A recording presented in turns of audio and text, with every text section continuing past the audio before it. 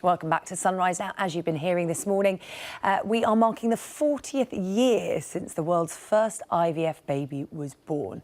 Now, IVF can be a very expensive treatment. The cost varies. It's around £5,000, but one cycle at a private clinic can come to much more than that. So it's an expensive process for many couples who have no other choice. Now, there is some NHS funding for couples who are struggling to conceive. Some say that's not enough. Others say that the NHS shouldn't be involved at all. So we're asking this morning, should the National Health Service fund IVF treatment? Joining me here in the studio, we have the co-chair of Fertility Fairness, Sarah Norcross, and religious writer Caroline Farrow. Good morning to you both. Caroline, I'll come to you first. Should the NHS provide help for couples who are having trouble conceiving? Oh, absolutely, but I don't think it should be in the form of IVF. And I think when you're just looking at purely the effectiveness of the treatment, so if you're under 35, you've got a 1 in 5 chance, or no, 1 in 3 chance, sorry, if you're under 35 of it working.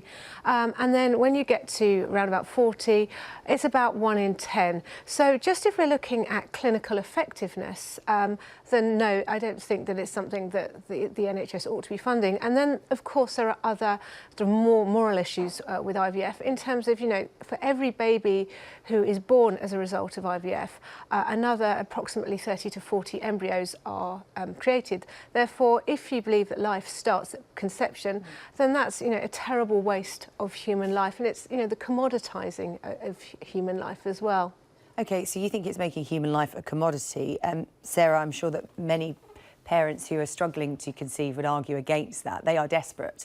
They are infertile. They're having trouble conceiving. It is an overwhelming issue for them. Should they get help from the National Health Service? I've had quite a few tweets saying it's not a life-threatening illness. Those kind of things should be prioritised over fertility problems. The NHS prioritises a lot of things that are not life-saving.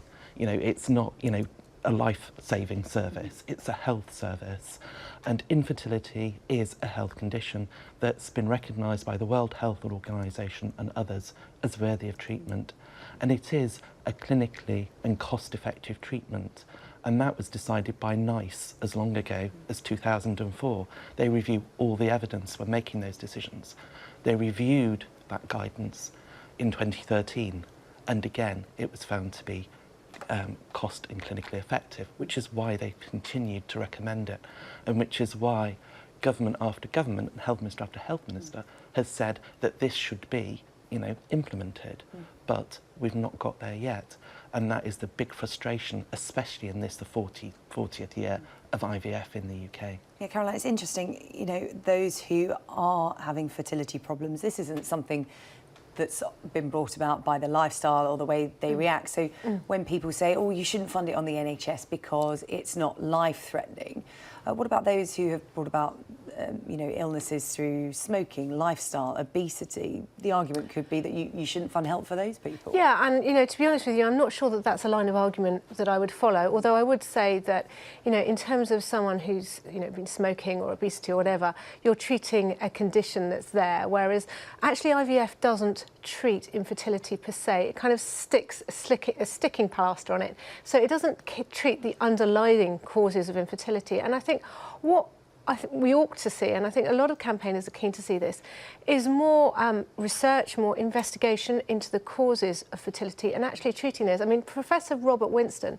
who is, you know, one of the pioneers of IVF, he himself has said it's a bit of a jungle out there, and lots of people are having IVF when actually there are other more appropriate treatments. And, you know, and I think of my own parents here, who my elder sister didn't come along for 7 years after they were married. Now, these days, if you have 2 years of infertility, it's called unexplained infertility. And I think we all know, sort of anecdotally, somebody who was about to have IVF and then managed to conceive naturally, or somebody who's had IVF and then conceived naturally afterwards. Yeah. So that's an interesting point, Sarah. You do hear criticisms that some couples, once they get to the 2-year mark where they haven't been able to conceive naturally, will then go down the IVF route. And many people are saying, you know, for instance, that example that Caroline gave, that some couples don't get pregnant for 7 years. Are people rushing into IVF too quickly now because it's available? I think no one wants to do IVF. Everyone would like to have a baby the natural way. And, you know, it's very difficult and distressing for people to sort of struggle with the infertility and then go through the treatment, which isn't, you know, an easy treatment to go through. And I think that, you know, people, and I agree with Caroline on this, people should be investigated as to why they're having fertility problems. You know, for some people it may be basic ignorance, and their timing is wrong when they're attempting. You know, so people need to see their GP, they need to discuss it, and they need to have the investigations. And although IVF is not a cure to infertility, it is a solution and solve. So some of the sort of other things that could be carried out, such as, you know, repair to fallopian tubes, those sorts of things, you know, they're expensive surgeries, and ultimately it may actually be more cost effective for a couple to have IVF than to have those. And I wanted to sort of address another point that Caroline made about the embryos that are not used in IVF. If we had fully funded IVF on the NHS, more of those embryos would stand a chance of being used, because often what's happening at the local level is that multiple embryos are being created, but the NHS is only paying perhaps for one or two in total to be put back. And that means, you know, that people are then perhaps faced with the really difficult situation of knowing they've got embryos in storage, but not being able to afford to use them. Yeah, I mean, Caroline, what would you say to that? That's answered your question about the embryos. That was a sort of ethical issue for you. Well, yes and no. In as much as I think for many people, when you're creating life sort of outside, you know, in a laboratory, so to speak, it is still very ethically problematic, and it does still commoditise, you know, it commoditises children, it commoditises birth. I mean, I think nobody underestimates, you know, infertility, but actually what you're doing here with IVF is you're, you know, bringing new life into the world, you're creating life, whereas, you know, something like smoking, obesity, whatever, you're treating a condition.